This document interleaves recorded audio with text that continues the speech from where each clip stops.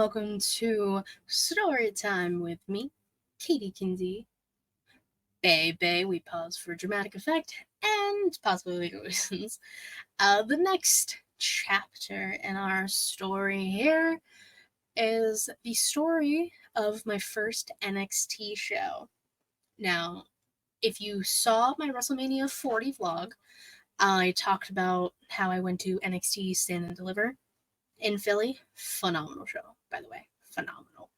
And that was my first NXT pay-per-view, takeover, PLE, whatever you want to call it. But my first actual NXT show was a live show, and it was in 2018. Now, give you some background information as I do. I was in college, and I was obviously a big NXT fan. I was watching it on the network and all that fun stuff back in the day when it was on the network. If you know, you know. But I was a big NXT fan, and this was back when they actually toured before the pandemic, before they just stopped touring with NXT altogether, besides in the Florida areas and all the fun stuff, which, if you're listening, guys, highly recommend with this new group of NXT kids you got, go on a world tour or just a USA tour once. I know it's a pain in the ass to try and get everything and move everything. I know that, but I'm just throwing out a suggestion here. Just saying. But yes, this was back when they were still doing some touring, and I missed. There's a few NXT shows before that came to Pittsburgh that I ended up missing, and I didn't get the chance to go. So I was kind of bummed. But my mom, love her pieces, has a friend who works with WWE. He still works there today. I see him if I go to shows. I try and stop and see him. Tried to see him during Mania week. He was super busy. I was like, that's fine. I'll get you next time. But he still works with WWE to this day. And back then, he was specifically with NXT. And he was a part of the tour, when they toured. So my mom kind of just hit him up, asked for 2 tickets for me and my friend. My friend and I bonded over our love of wrestling. She was a big Dean Ambrose girl back then. So that was kind of cool that I had someone up at school that I could kind of geek out about wrestling with. So that was fun. So my mom asked him. He said, of course, got it. Because we don't ask for much ever or often. And because especially me now, I don't like using that resource if I don't have to. And I try not to. So that was super cool of him. So I get me and my friend. We drive down to Stage AE in Pittsburgh. It's one of the concert venues. So I go to Will Call, get our tickets. I say my name. These are front row seats. This was quite literally the only time I think I've ever been front row for anything in my life. Concert, wrestling show, anything. I've never been front row to this day, and that was the first time. And again, just a live show. Nothing was recorded. Nothing too crazy. But the card was awesome. I'm going to run down the card, actually. So before I do, I went to the show I found it, actually, while I was looking for the shirt I'm wearing now. I went in a Johnny Wrestling t-shirt. And that was what I wore down there. And because this was, Johnny's time in NXT, he was killing it. But I was also a Adam Cole fan. That's you, bud. That's you.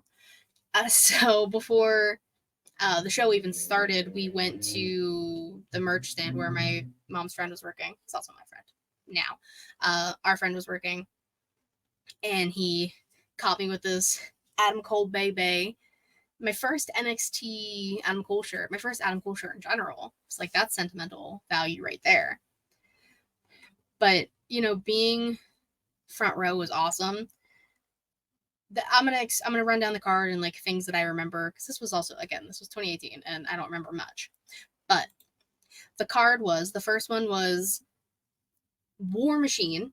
Now we know them as the Viking Raiders, and Ricochet taking on the Undisputed Era. So it was Adam Cole, Kyle O'Reilly, and Roddy. This was when Robert Fish Sr. was hurt. So this was when Roddy was like the main third. And what was cool about this match was that I was like, the barricade was here, and at one point Adam Cole was right there on the other side.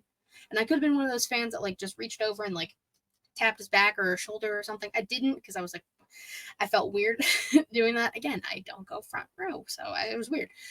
But ironically, the people next to me and my friend, because we were seats like 3 and 4, so they've been like 5 and 6, they were actually like friends with, I think it was Eric of the Viking. No, we know it was Viking Raiders. So after their 6-person match, they kind of just came over and were just chatting with the people next to us. So we got to like kind of talk to them for a little bit. So that was really cool. So like that's what I really remember about that part. Then it was, oh, see, I completely forgot about this. It was Otis and Tucker versus Jackson Riker and Wesley Blake. I completely forgot I even saw this match, in all honesty. I would have to like go back and look at my pictures, because I made like a Facebook album for it, because, you know, memories.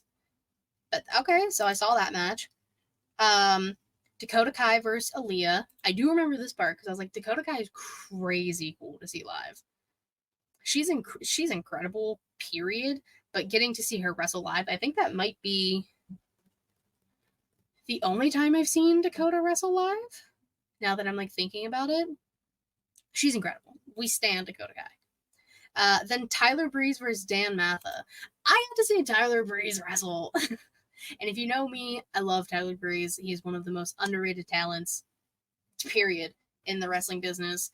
And now the fact that like he has a school with Sean Spears and does everything with Up Up Down Down with Xavier Woods, I love Tyler Breeze. So getting to see him wrestle live was fucking amazing. I did get to see this match, huh? Lars Sullivan defeated Marcel Barthel. I clearly just blocked this match out of my memory, because who wants to see a Lars Sullivan match? Am I right, ladies? Am I right? And then, so that's how that happened. So then, after that match, Johnny Gargano, everyone's favorite, Johnny Gargano, came out, and then they had a scuffle. And like there was a chair involved. I remember that. And then this was when Johnny was like running around the thing. And that's where I got my selfie with Johnny Gargano. Maybe I'll tweet it. Yeah, I'll tweet the picture of me and Johnny, the selfie, whenever this goes up, to give you guys a little like picture there. And it was actually really cool because he like quickly stopped, and like I got it's a little blurry, but like I again never done that before. And then I remember being like, I love you, Johnny. And then my friend was like, he said I love you too. And I was like, oh, that's incredible. So I was just a little stan back then. Still am. But like it was fun. It was so cute, you know? And Johnny Gargano was so sweet. Such a sweet boy, you know? And then, talk about sweet, Candice LeRae, his beautiful wife, and Nikki Cross beat Shayna Baszler and Vanessa Bourne. Completely forgot I've seen Shayna Baszler. I remember Candice LeRae being in a match. I completely forgot who was against. Candice also, you know, high fives all around. Shout out. Got a lot of high fives that day, I will say. But yeah, Candice, super sweet. There was actually a baby with the couple that knew the Viking Raiders, like a baby.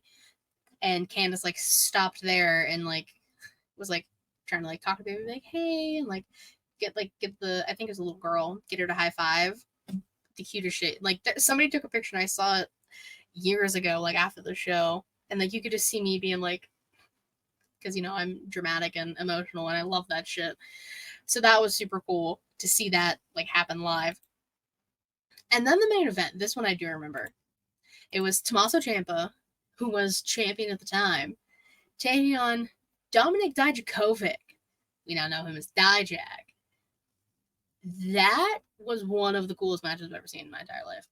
Like, you see matches of Dijaks, and you're like, damn, he's athletic. Seeing it live And mind you, I just recently saw Dijak live at Stand and Deliver. He's incredibly athletic for how tall he is. I think there was at one point like a little slip up in the match with him in the ropes. From like, if my memory serves correctly, so it got a little dicey, but they like fixed it quickly. It was such a cool match, and this was when Tommaso had Goldie, and it was a good time in NXT, man. Black and Gold NXT was a fucking time. I really wish, again, like I got to do more stuff with NXT back then. I'm happy I got to do Stand and Deliver this year. Next year, probably Stand and Deliver again because I'm trying to go to Vegas for Mania. But yeah, that is the story of my first NXT show. I hope you guys enjoyed. You can do all the things you're watching here on.